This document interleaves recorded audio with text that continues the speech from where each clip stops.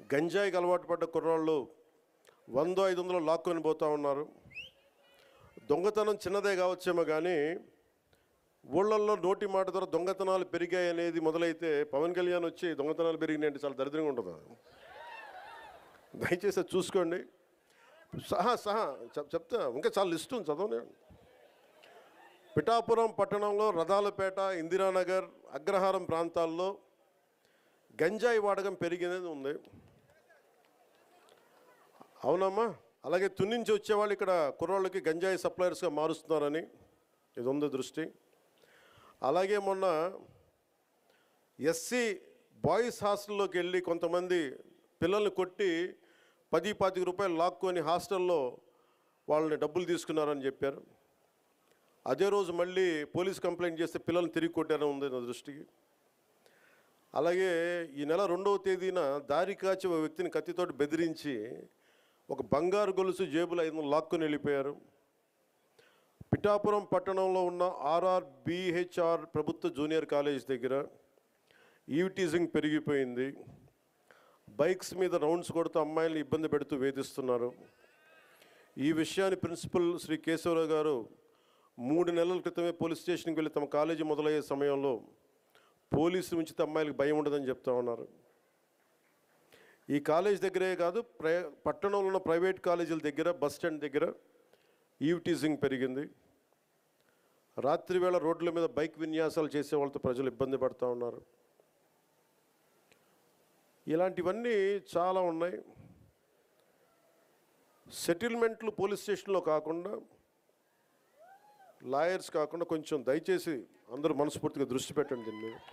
అంటే ఎందుకు చెప్తున్నాను ఈ మాట అంటే, నేను తిరుపతి సంఘటన జరిగింది. అక్కడున్న పోలీస్ శాఖ కనుక నిజంగా అక్కడున్న డిఎస్పీ గారు కనుక సవ్యంగా బాధ్యత నిర్వర్తించుంటే, బాధ్యత అప్పచెప్పిన ఎస్పీగా ట్రాన్స్ఫర్ అయ్యేవాళ్ళు కాదు. నాకు ఇది చాలా బాధ కలిగించింది. అందుకని పిఠాపురంలో నేను ఎవరిని కూడా, మీరు అడగండి కలెక్టర్ గారిని కానీ ఎస్పీ గారిని కానీ, నేను ఎవరిని రికమెండ్ చేయలే. నేనేం చెప్పానంటే, నేను ఎవరిని వెండేట ప్రభుత్వం, మీరు గత ప్రభుత్వంలో మీరు పనిచేస్తుండొచ్చు, నాకు తెలియదు, నేను అన్నీ మర్చిపోతున్నా, గతం అంతా మర్చిపోతున్నా. ఇప్పుడు ఫ్రెష్గా ప్రారంభిద్దాం. నేను మిమ్మల్ని జడ్జ్ చేయను.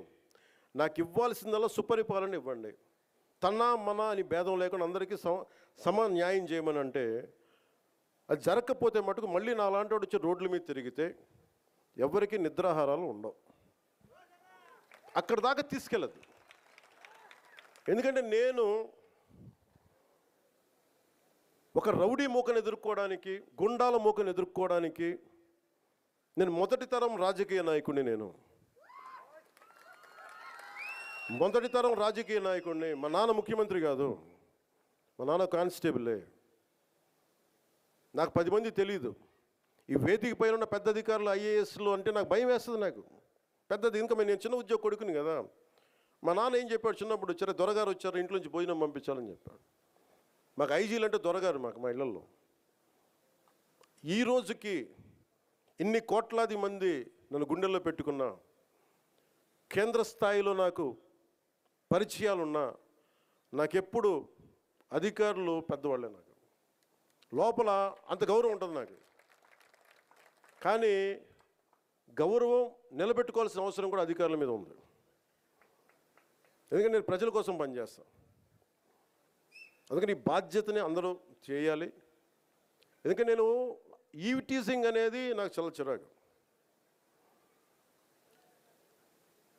నిస్సహాయ స్థితిలో ఉన్న ఆడపిల్లల్ని వేధించడం అనేది మగతనం కాదు. అది మీరు మగతనం కావాలంటే జిమ్నాస్టిక్స్కి వెళ్ళండి.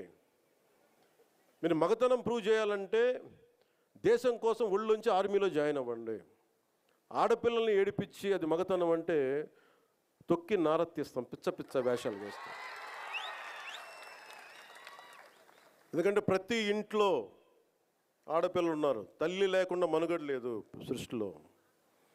మీరు ఆడబిడ్డలకి, పోలీస్ శాఖ కూడా నేను చాలా బలంగా చెప్తా ఉన్నాను, ఇంకొకసారి నాకు ఈవిటీజింగ్ అనేది నాకు కనిపించకూడదు పిఠాపురంలో. This is my directive. ఎందుకంటే నా నియోజకవర్గాన్ని నేను సవ్యంగా చేసుకోలేనప్పుడు, నా నియోజకవర్గాన్ని నేను సరిగ్గా కాపాడుకోలేను. నా డిప్యూటీ ముఖ్యమంత్రి పదవి దేనికి, అధికారులు ఉండడం దేనికి? నేను చాలా స్పష్టంగా ఉన్నాను ఈ విషయంలో. వీళ్ళను కొడితే క్రిమినల్స్కి కాస్ట్ లేదు, గుర్తుపెట్టుకోండి. తప్పులు చేసి కులాల వెనక దాక్కుంటే బయటికి తీసుకొస్తాం, గుర్తుపెట్టుకో. కులాల వెనక దాక్కోకండి. వాళ్ళు క్రిమినల్స్కి కులం లేదు, ప్రజాప్రతినిధులకి కులం లేదు. We're very clear about it. చాలా స్పష్టంగా ఉన్నాం దాని మీద. ఈయన కొడితే మాకు ఓట్లు పోతాయి. ఇప్పుడు నేను అధికారులందరికీ చెప్తా ఉన్నాను, సార్ ఈయన అరెస్ట్ చేస్తే ఓట్లు పోతాయి. హిందువులకి ఓట్లు పోతాయి. ఎవరు వెనకేసుకొస్తారు వీళ్ళని? నేనైతే వెనకేసుకురాను. మా కూటమిలో ఉన్న నాయకులు ఎవరు వెనకేసుకురారు. ఒకళ్ళు వెనకేసుకొస్తే సరిదిద్దుతాం. అంతేకాని నిస్సహాయంగా పవన్ కళ్యాణ్ బిడ్డలు బాగానే ఉంటారు, వాళ్ళు నాన్న రక్షించుకోగలరు. ఒక సగటు మనిషి, సగటు క్లర్క్, సగటు క్లాస్ 4 ఎంప్లాయ్, వాళ్ళని కదా సంరక్షించాల్సింది మనం. విఐపి ట్రీట్మెంట్ ఆగాలి ఇక్కడ. సగటు కామన్ మ్యాన్ ట్రీట్మెంట్ పెరగాలి. అది తిరుమలలో కావచ్చు, సగటు జీవితంలో కావచ్చు. ఇలా కాకుండా కూర్చోబెట్టి పోలీస్ 6 నెలల హనీమూన్ పీరియడ్ అయిపోయింది. హనీమూన్ పీరియడ్ అయిపోయింది అందరికీ, నాతో సహా. నాకు కూడా ఇంక లెర్నింగ్ కూర్చోబెట్టి రివ్యూస్ అని వదిలేసాను. నేను నుంచో చోట రివ్యూ చేస్తాను, అవసరమైన చోట నిలబడతాం, కానీ రాష్ట్రం అంతా తిరుగుతాం, మన పిఠాపురంతో మొదలు పెట్టుకొని.